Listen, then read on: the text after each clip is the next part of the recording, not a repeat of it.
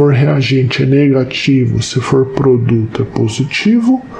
1 dividido por Ni de J o Ni de J é o número estequiométrico, né, o índice estequiométrico da espécie, e aqui a velocidade instantânea.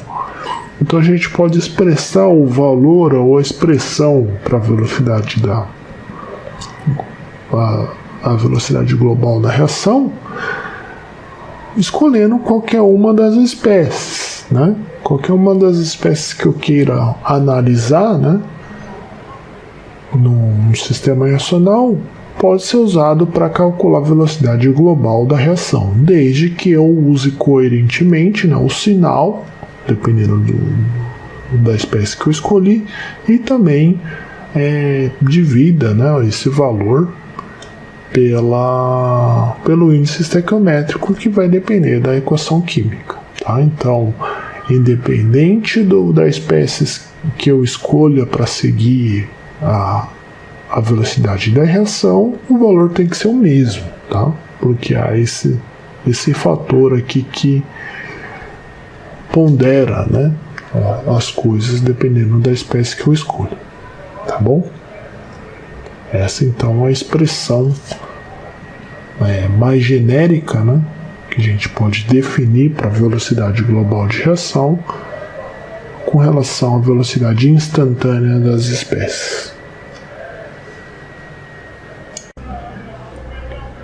Então a gente tem aqui a definição da velocidade global de reação em termos das velocidades instantâneas, como foi deduzido, né? Aqui a definição que a gente acabou de produzir, né? Então, lembrando que essa definição ela é válida em meios de reação homogêneos, né, em que não há diferentes fases, e o volume é constante nesse meio reacional. Tá?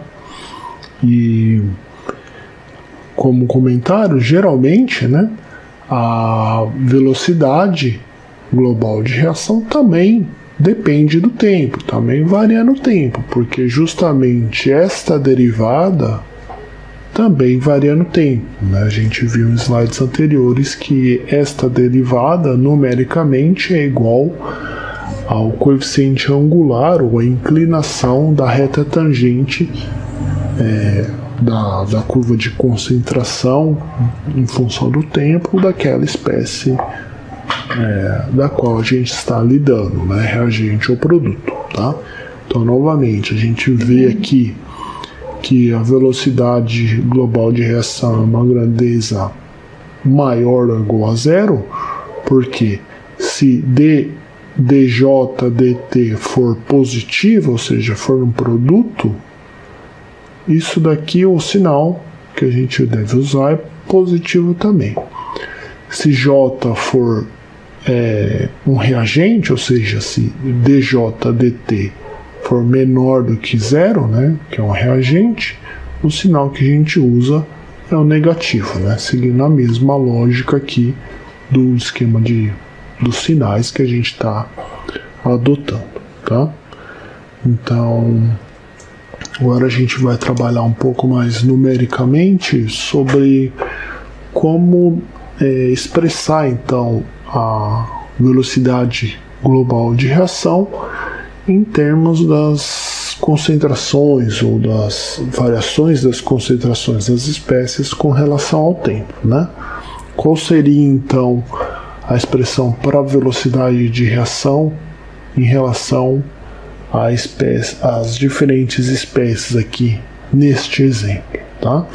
A gente tem que aproveitar aqui a expressão, a definição da velocidade de reação com relação às velocidades instantâneas, lembrando o sinal positivo para produto e negativo para reagente, e a estequiometria da espécie em questão, tá? Então, pausa o vídeo aí, né, e tenta achar qual seria a expressão para velocidade de reação com relação à variação da concentração de A, ou de B, ou de C, ou de D.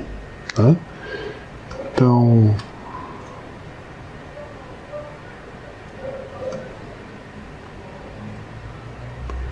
Então, o que vocês têm, né, como resposta que seria, né, para essa expressão, seria esta relação, né? Velocidade de global de reação é igual a menos meio dA dt, né? Já que a estequiometria aqui nesse exemplo é 2, né?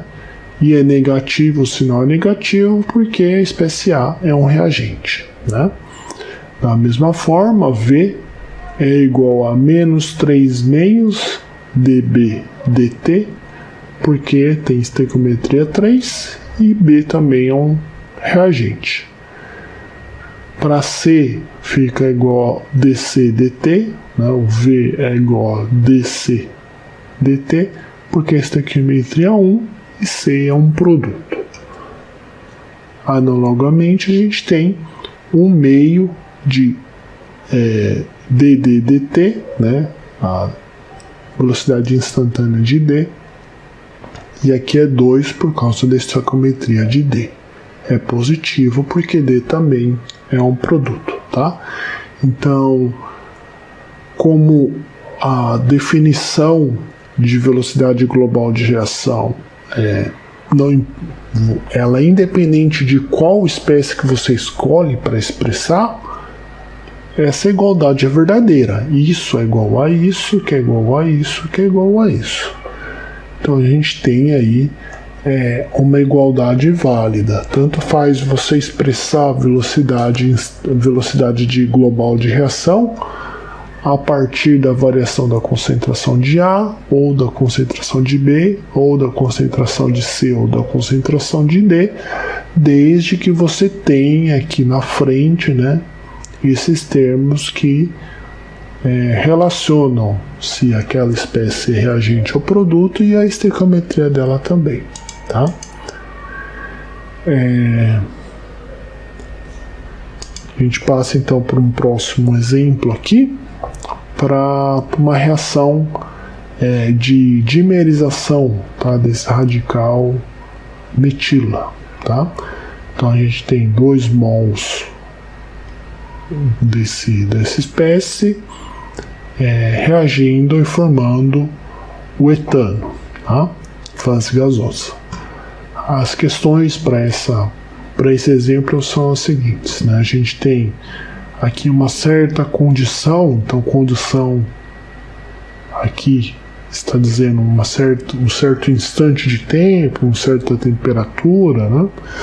A gente tem que a velocidade instantânea do metila, CH3, é igual a menos 1,2 mol por litro por segundo.